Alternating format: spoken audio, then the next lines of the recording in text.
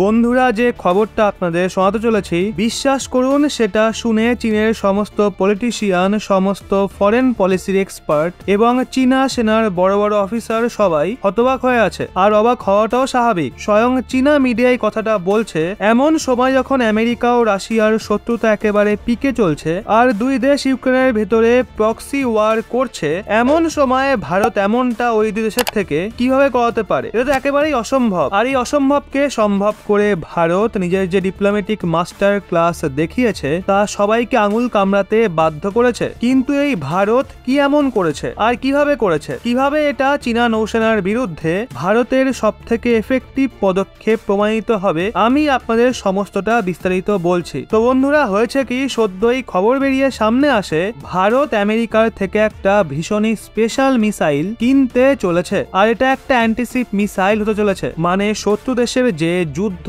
শিবির থাকে, বড় যে এয়ারক্রাফট ও ডেস্ট্রয়ার থাকে, সেগুলোকে ধ্বংস করার জন্য আমরা এই মিসাইল আমেরিকার থেকে নিতে চলেছি। সবচেয়ে ভালো কথা, আমেরিকাও সব রকম ভাবে ভারতকে এই মিসাইল খুবই দ্রুত ডেলিভার করার জন্য রেডি আছে। আর এই পুরো ডিলের যে মূল্য হবে সেটা মোটামুটি $80 মিলিয়ন। মানে বেশ বড় ডিলই হতে যাচ্ছে। কিন্তু এটা কোন মিসাইল? হারপুন অ্যান্টিশিপ মিসাইল, যেটাকে ভারতের P-8I পোসাইডন এয়ারক্রাফটে লাগানো হবে। এই মিসাইলের রেঞ্জ মোটামুটি 280 কিলোমিটার। আর এটা শত্রুর নৌসেনার বিরুদ্ধে প্রিসাইজ স্ট্রাইক করতে পুরোপুরি সক্ষম। কিন্তু এর কিছু ঘন্টা পর আরো একটা খবর বেরিয়ে সামনে আসে, ভারত নৌসেনার জন্য না শুধু হারপুন মিসাইল নেবে আমেরিকার থেকে, বরং আরো একটা মিসাইল কেনা হবে। আর সেটা হবে রাশিয়ান মিসাইল, যার নাম ক্লুভ অ্যান্টিশিপ মিসাইল। আর এই ডিলের যে মূল্য হবে তা প্রায় $120 মিলিয়ন।